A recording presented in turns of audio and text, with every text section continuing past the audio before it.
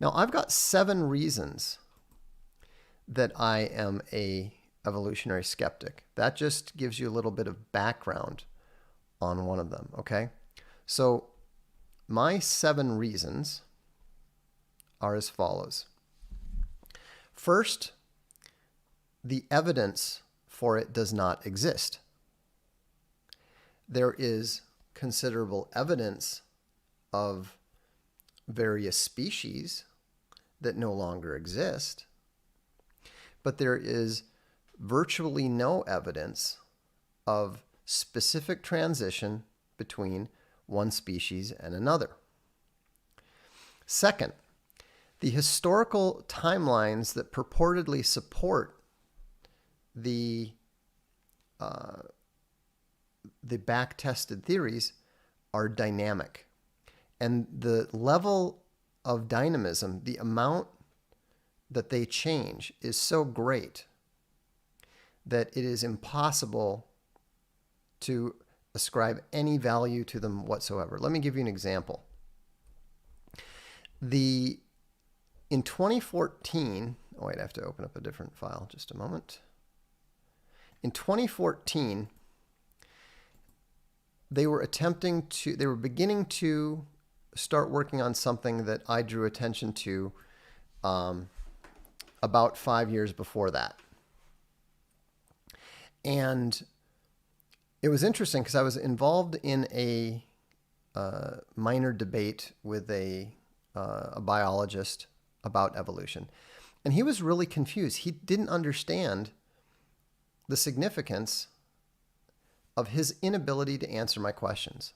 I had a very, very simple question for him.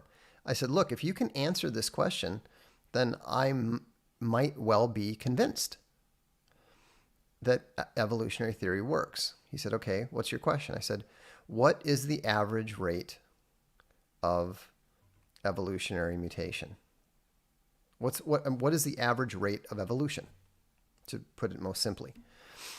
And he couldn't understand the question. He's like, well, that question doesn't make any sense. I said, absolutely, it makes sense. There is an answer. There has to be an answer. And you should be able to at least give me some kind of range. And so, and he had no idea. He literally couldn't understand what I was talking about.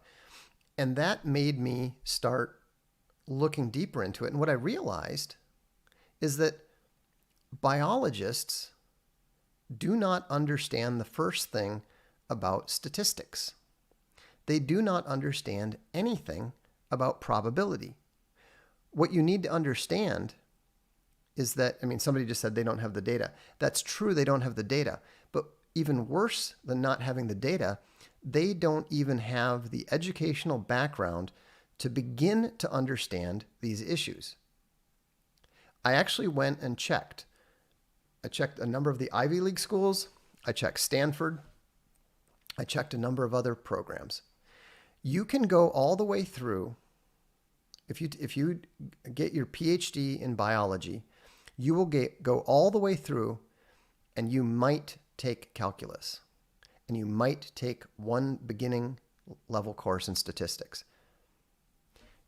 They are not even a PhD in biology does not have the mathematical background of the average bachelor degree holder in economics, much less somebody who's actually doing math. They have no idea even how to understand these issues.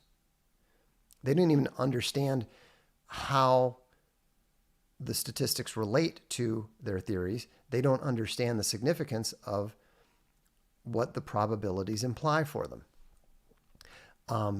Benjamin Agrignon asks, have you heard of John Milton's influence on Darwin? Darwin was, in a sense, creating a Victorian attempt at theodicy. Yes, I have. That's true. And that's why there's always been this religious aspect to it. Cave Bear Chris says, I've noticed that the terms evolution and nature have become secular substitutes for creation and design. The fact is that they believe that in Darwinism as a secular religion, it has nothing to do with science. I wouldn't say it has nothing to do with science, but it has very little to do with it. Anyhow, so let's go on. So what we were talking about with the rate of evolution is we were talking about speciation. What is the rate? I wasn't asking just about speciation, but the way that scientists address this issue of the speed of evolution is they refer to speciation. Now, this is slightly nonsensical for reasons that I'll explain at some point, possibly not tonight, but we'll just run with it for now. Okay, so in 2014, in a piece called Human and Chimp Genes May Have Split 13 million years ago, it was determined that the ancestors of humans and chimpanzees may have begun genetically diverging from one another 13 million years ago. This is key. More than twice as long ago as had been widely thought. Okay? So, and Anaf is actually understanding this because he said TENS does nothing but track empirical adequacy. At best, it accounts for the phenomena, but cannot account for its efficient causality. That's why the biologist couldn't answer your easy question. Exactly. But what confused me about the biologist was that he actually believed that the question didn't make sense, and he didn't understand that there had to be an answer.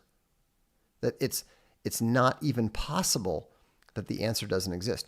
We don't know the answer is a reasonable and correct response. But to say that, well, that question doesn't make sense, or there is no such thing, both of those answers indicate that the biologist doesn't even understand what he's talking about. And so keep in mind, the ancestors of humans and chimpanzees began genetically divulging 13 million years ago, more than twice as long as had been widely thought. And then they explain how they've calculated this. And it's all based on statistics. The researchers found that humans and chimpanzees share very similar mutation rates. Hold that thought. And from this data, the team were then able to calculate divergence rates. Our results indicate that human and chimp ancestors' genomes would diverge by about 0.1% every million years. So when we see a divergence of 1.2%, we infer that it must have been about 12 million years to 13 million years is our actual estimate. Okay, so they've done that. Oh, K-Bear Chris says, P.S. I've been on 3 dinosaur digs and will go again this summer. Paleontologists in the field digging with us will admit the gaping holes in Darwinism. Many must toe the line for federal money. I didn't know that, but I'm not even remotely surprised. Okay, now let's go on. That was 2014. So in 2013, they've just more than doubled the amount of time required for speciation between chimps and humans, the divergence. Uh-oh. Now in January 22nd, 2019, just 5 years later, the average mutation rate of humans is approximately 1 mutation per 2 billion base pairs of DNA per year.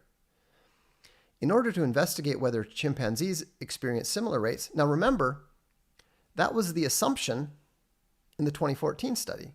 Humans and chimpanzees have similar rates. So what they did is they actually decided to actually study the chimpanzees.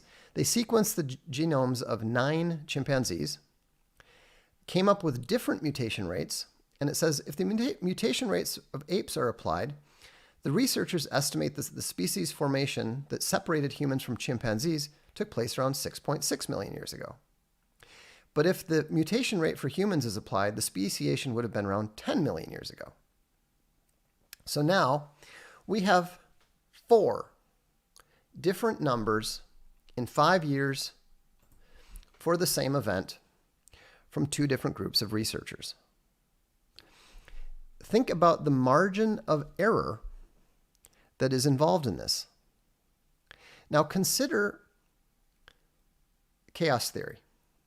Consider the very, very small amount of divergence that is required over a long period of time to completely render your estimates and calculations incorrect. Not only that, But there are too many moving parts. In Return of the Great Depression, I actually have a chapter called the N-body problem. And one of the problems in physics is that once you get to 3 bodies, it's very easy to calculate things with 2 bodies. Once you get to 3 bodies, the complexity of the calculation becomes such that it is virtually impossible to predict where anything's going to be or the precise relationship between those 3 bodies. In economics, there are so many moving parts that it's really an N-body problem. Any number of bodies, but it's more than 3, and there's absolutely no way that you're going to be able to calculate it correctly. So, in fact, there's a comment here that is relevant. Bruiser Elite says, Vox, you're absolutely correct. I have a maths academic background, and the biologists and other scientists, aside from physics and possibly chemistry, are completely unqualified. Note that, completely unqualified. They're so bad that Richard Dawkins was impressed that multiplying a billion by a billion was a lot. And so, did I miss this one? Oh no, we got that one. Okay, good.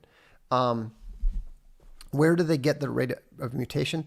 Well, Peace Crusader said, isn't it possible that certain species mutate genes faster than others? Yes, it's absolutely true. They know that to the extent that they have measured it. Not only that, different people mutate genes at different rates. Men and women mutate genes at different rates. The level of the complexity is insane. The level of the complexity is off the charts. And so that's why all of these various numbers and stuff are hopeless. Eclectic actually correctly anticipates one of the areas I'm going with this. The TENS people need to keep adding Ptolemaic epicycles to save their theory. That's right. They keep changing it. And here's the important thing. Whenever you need to keep tweaking and modifying a theory, it's wrong. This is something that we know from the history of science. Whenever you have a crude theory often looks reasonable. A lot of people don't realize, they talk, people thought that the sun revolved around the earth. Well, it was reasonable for them to believe that. Based on the available evidence, it did look like the sun went around the earth. You could build a reliable predictive model on that basis, and it worked. And the Ptolemaic system actually worked, and people were able to predict the movement of the planets. They were able to predict the various seasons and that sort of thing with this incorrect model. But what did they have to do once more and more information began coming in? They needed to start modifying the theory with all these epicycles. Well, maybe instead of just, rotating this way, it's also spinning and, turning on its axis they had to come up with all these complicated additional explanations, different tweaks to their core model in order for the model to continue to explain the evidence. And when you see that happening, that is a very, very strong indication that the core model is fundamentally incorrect. And that is what we have been seeing ever since genetics were discovered. That's why they don't actually talk about Darwinian theory anymore. The correct term is the neo-Darwinian synthesis, because the original Darwinian theory was in contradiction to the Mendelian theory of genetics. And in fact, there were plenty of people saying that Mendelian genetics was wrong. Reckoning said, debate JF on Evo. I don't think that's a very good idea. We had enough difficulty with the Israeli intelligence issue. I don't think that getting into math relating to probability and chaos theory is going to work very well. So, Peace Crusader says, but we don't have a core model to model the stock market correctly. That's correct. Does that mean market economics are wrong? Well, it depends. What are you talking in relation to what? I've proven that free trade theory is wrong. And you need to keep in mind, I'm accustomed and I have proven my ability to dismantle theories that are widely accepted that are older than the theory of natural selection. Now, going back to what we were talking about with regards to the epicycles, consider this. Do you understand that the theory of evolution is no longer the theory of evolution by natural selection? This is actually what it is more correctly described as. I'm going to go ahead and use Richard Dawkins' term just because it makes me laugh. It is now more correctly described as the theorem of evolution by probably natural selection, sexual selection, biased mutation, genetic drift, and gene flow. And so what those things are is evolutionary epicycles, because natural selection cannot account for these other observed changes to the genes.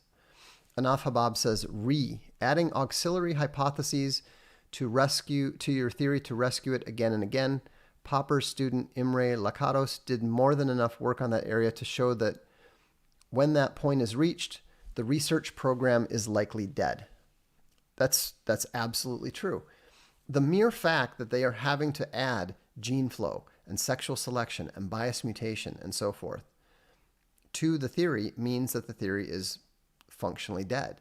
But not only that, the theory's irrelevant. It's totally irrelevant. People say, oh, it's the basis for biology. No, it's not. Nobody uses evolutionary theory to do anything. They certainly don't use it to predict anything. That was another question that I asked the biologist. What is the next stage in human evolution? He said, well, what do you mean? I said, we know that there is pressure, there's fitness pressure. We know that there are mutations. So which of those mutations are going to be, what potential mutations would be favored by the fitness pressure in our changing environment? And he said, well, we can't know. So why is evolutionary theory important then? We can't use it. It can't provide us with any predictive models. He was understandably stumped by that. Let me go on to my next point here, which is that, where did I put that? I really should have organized this a little. Okay, here we go. Third, evolution is a complete failure as a predictive model. They don't even try to use it as a predictive model. There's nothing that is useful about it, except sometimes in a simulation. Ironically, I'm one of the few people who has probably used it in a way, because we used a forced test bed in order to evolve our combat AIs for Rebel Moon Revolution. Fourth, this is related. It is scientifically and technologically irrelevant. Science is unreliable. Science is what you call ideas that you don't know if they actually work or not. Once an idea, a scientific idea, actually becomes reliable, we use a different word to describe it, and that word is engineering. Have you ever heard about evolutionary engineering? No, because it's not sufficiently reliable. Isn't the average rate of evolution what is usually called the molecular clock? Yeah, that is a term that is sometimes used for it. Fifth, theoretical epicycles are increasingly required. We already addressed that, but I think you understand it now.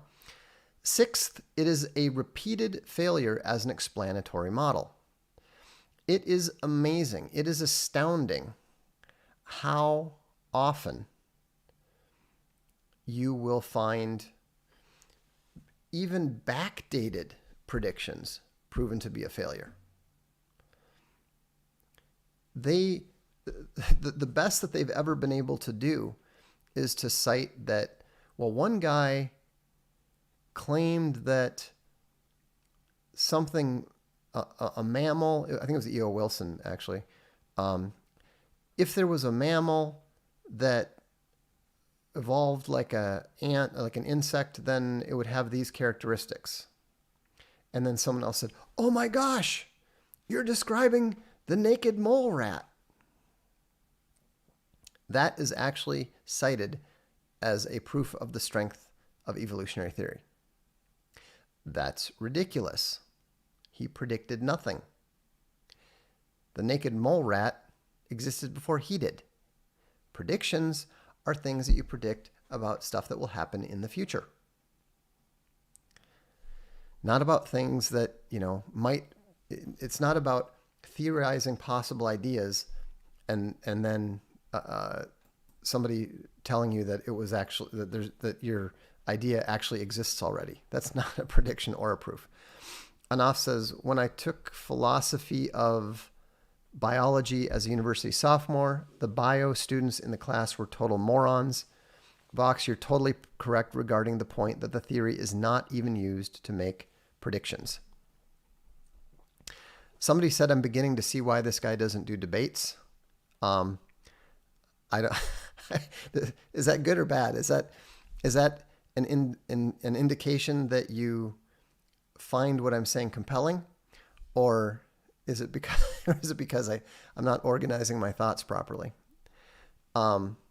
Christians cite the Bible in support of multiracial societies. How do I debunk? Very easily. Look at the nations. Look at the nations at the end in Revelation, and also look at the Tower of Babel.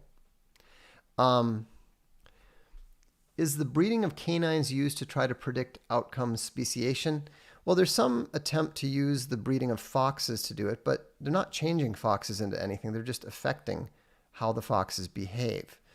What they're actually trying to do to predict speciation is the fruit flies, because they've bred some ridiculous number of generations of fruit flies, and they've done all kinds of incredible things.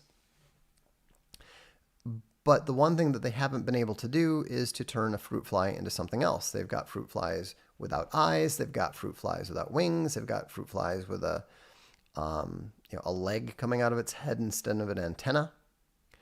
But what they haven't done is been able to get it to turn into something else.